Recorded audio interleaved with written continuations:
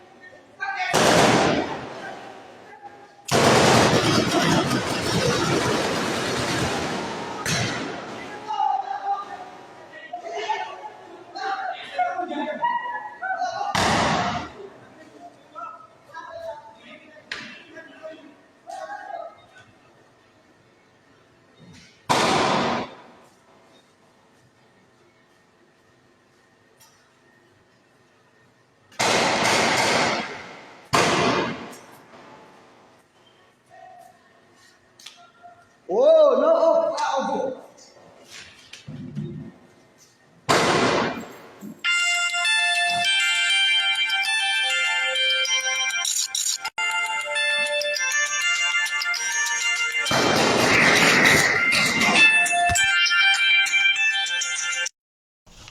This is what they call Christian persecution. This is what they call genocide. I want to let you know that by 2026, if there is no intervention in Nigeria, a lot of people, just 10% of Nigeria alone, will be worshipping in a place where these people have not captured. Time will come, these your mega churches every now and then, you just be worshipping, they will throw bomb. These are not what we pray for, but it is the reality on ground. So these people are determined to making sure they stop Christianity in Nigeria and impose Sharia on the people. We know the game plan. The security agencies in Nigeria are aware of the plan, and so on and so forth. So I don't just know what to say anymore. At this point in time, Nigeria is at war. We are at Sharia war. Let me put it in this way. You see all these people, they can never be arrested. They can never be jailed. They can never be prosecuted. They are on rampage. They used to have peace meeting every day with the people. Like maybe after killing so many people, now they will call them, come and have peace, like nurturing them, paying them. Now, the former minister in Nigeria and also a former vice presidential candidate last month here, they accused this incumbent administration of Bola Ahmed Tinubu and Kashim Shettima of putting these jihadists on a payroll. The federal government of Nigeria has been accused of aiding these people, have been accused of sponsoring these people. Now, I want to put it to you that this administration seems to be a jihadist administration. Like they don't care what happened to the people. A brigadier general in the army was killed just yesterday here, and the Nigerian army denied that he was not killed. But the terrorists now released the footage of the assault on the military and so on and so forth. You know what? They are not after those terrorists. And by the way, Nigerian military told those terrorists that they can still become the president of Nigeria. Only thing they need to do is just come and drop your arms. And you know what they did? They now sent their members to mission. They sent their members to mission. Make sure you go and join Nigerian army and bring intelligence to us. So everything about Nigeria in the government, in the army, in the police, these people are there. Nigeria is under siege. And there is nobody that will come and save these people. I've been saying this thing for years that, see, Nigeria needs urgent intervention, not just military intervention. We need to revisit our route. We need to separate nations from this country. We are many nations. They need to separate us. People have to defend their territory. This is what I mean. You see these people invading this territory, shooting sporadically. If Kwara State have their own country, this thing will not happen. If Edo State have their own country, this thing will not happen. If Middle Belt have their own country, any place at all, if they have their own country, have their own army, these cowards will not invade the church and start shooting sporadically because there will be security of lives and property of the people. The question here, the mathematical puzzle here, because this thing seems to be a puzzle for so many people who are not in Nigeria, it is confusing. But the puzzle here is that the government are colluding, and they can't deny this. The government are colluding. The government are in charge. They knows about everything that is going on. They knows about everything. Like, I don't want to mention names, but people knows them in this government who have been aiding terrorists. So what do you want us to do again? People are fed up. So anything you hear about people defending people defending themselves, carrying gun, and maybe police or DSS will come and say you did not register that gun, I promise you that is where the revolution will come. That thing you have been running from. Because at this point in time, the security operatives have made it known to the people. We can't defend you. We can't defend you. So what are we going to do since the security operatives have vowed they can't defend us, that they don't have the capacity, they don't have the manpower, they don't have the military personnel to cover the security of Nigeria? So since they have done that, the people now have the responsibility of defending themselves. But should I shock you? Now, there is a name called Sunday Jackson. You must have heard the name. Sunday Jackson is a man who defended himself against a Fulani invader who invaded his farm. This Fulani man came to attack him with knife, but fortunately, Sunday Jackson overpowered him and stabbed him. And later, the attacker died. You know what? The Nigerian judiciary sentenced him to death from the Federal High Court, the Court of Appeal, to the Supreme Court, which is the apex court in Nigeria. What is his crime? Self-defense. Self-defense.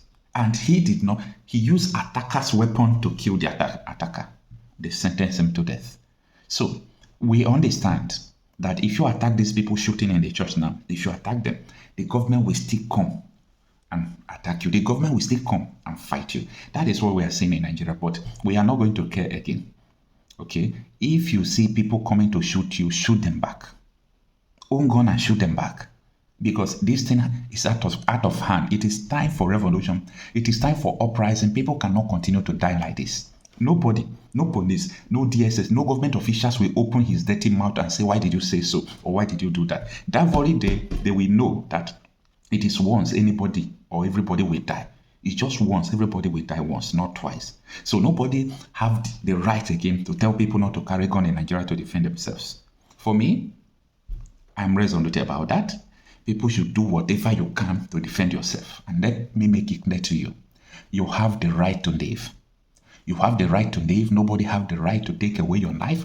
Nobody have the right to take away your life because you don't have gun, because the government equipped them with gun. Nobody have the right to do that. This government is an Islamic government who are supporting Islamic extremists. And there is no two ways about this. I rest my case.